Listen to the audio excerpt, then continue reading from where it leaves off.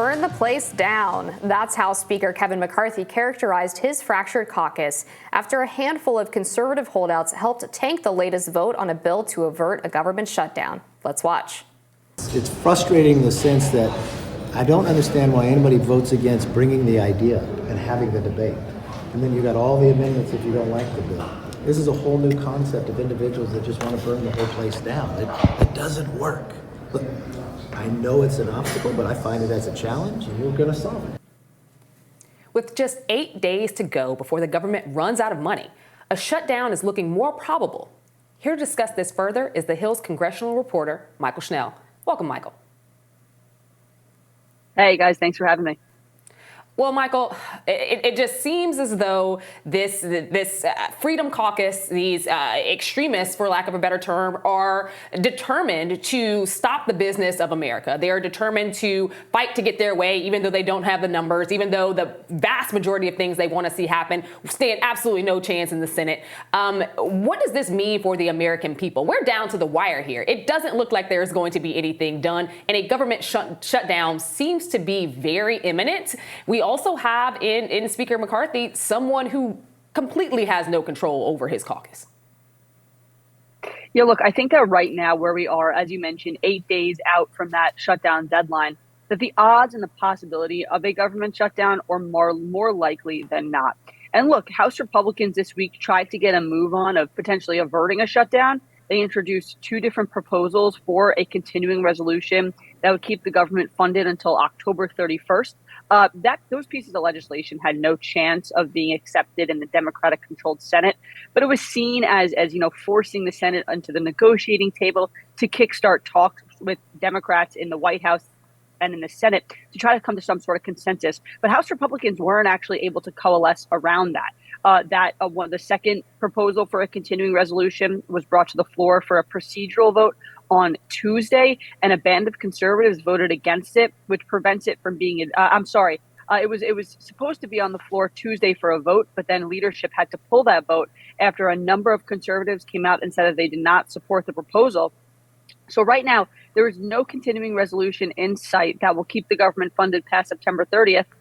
At this point, because of a couple setbacks that Speaker Kevin McCarthy and House Republicans have faced, he's looking to advance some appropriations bills next week. The strategy there was hoping that moving these appropriations bills through regular order, single subject measures, something that conservatives have been pushing for. The strategy there is hoping that by showing a sign of good faith by moving those appropriations bills, it could unlock some potential for a CR later down the road. But look, time is running out, and Kevin McCarthy is right now on his third idea of how to prevent a government shutdown at the end of the month.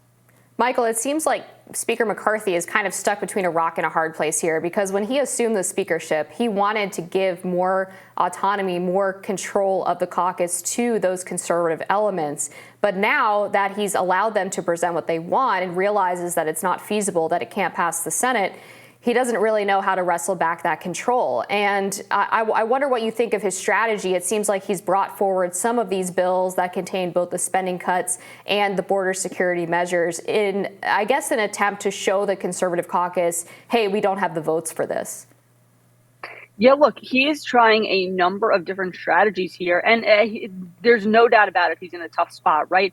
We knew that any fight in the House was going to be difficult for McCarthy because of the small majority that he has. It's only about a single-digit number majority. I don't like to give a specific number because that can change depending on vacancies and depending on absences on the day of the vote. But it is a razor-thin majority. I spoke to Kevin McCarthy earlier today, and he even said that, if you have one person in opposition on your side, that's a lot and that's significant. And that's just the nature of talking about the slim majority. But then you have this very diverse Republican conference where you have hardline conservatives and you have, honestly, a number of moderates, some of whom represent districts that President Biden won in 2020 that are concerned by deep spending cuts, going into a shutdown and Democrats labeling Republicans as the party that shut down the government. That's not going to be good for some of these vulnerable Democrats. So Kevin McCarthy's in a really tough spot right now of appeasing the right flank while also keeping moderates safe. And hey, look, remember, he only has 5 votes to spare. So look,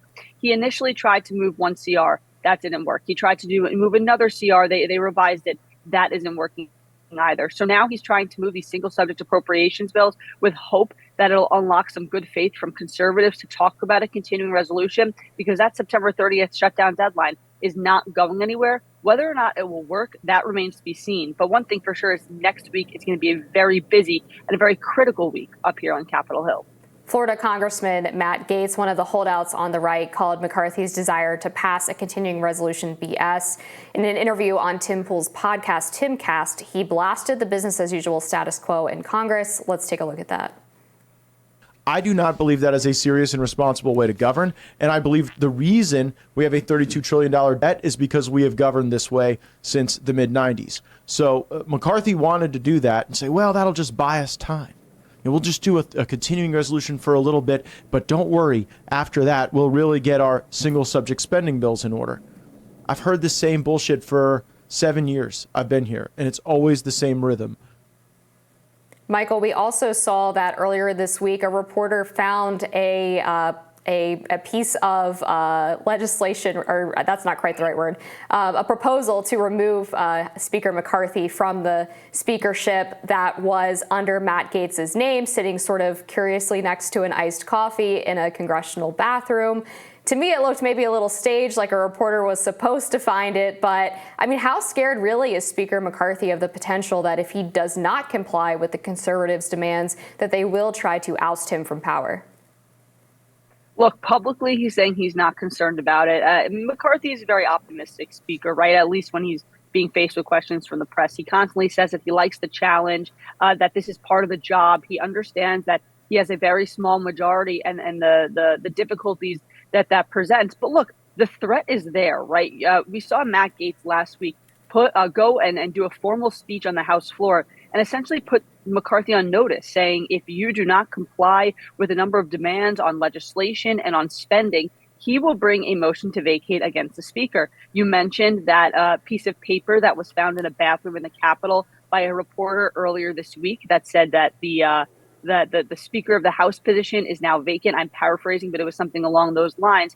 Something that's circulated pretty widely on social media and in the press. Again, this is another element, another layer of the pressure on McCarthy. But there's another dynamic here that's developing that is sort of upping all this pressure a notch, if you can even think that's possible, is that some Republicans now are floating the idea of working with Democrats to keep the government open. The Problem Solvers Caucus, which is made up of 64 a group of 64 bipartisan Democrats and lawmakers, introduced a framework for a continuing resolution earlier this week that was endorsed by all 64 members of the group.